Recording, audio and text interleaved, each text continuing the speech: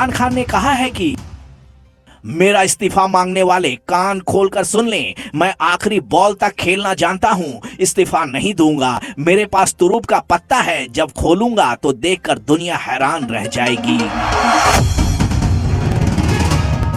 इमरान के पास कौन सा तुरूप का पत्ता है जिसके दम पर वो जादू दिखा देंगे, ये तो किसी को नहीं पता। लेकिन कहने वाले ये कह रहे हैं कि इमरान को अपनी पार्टी के सांसदों से ज्यादा भरोसा अपनी तांत्रिक बेगम बुशरा बीबी के पाले हुए जिन्नातों पर है।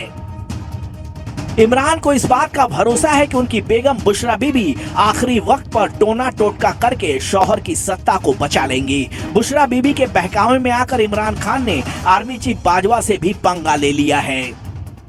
हम इस मुल्क में ये जो जुर्म हो रहा है, मुल्क की जमहूरियत के खिलाफ, कौम के खिलाफ, अवाम के खिलाफ, कि आप चोरी के पैसे से पब्लिक के नुमाइंदों के जमीर खरीद रहे हो, कौम इसके खिलाफ है।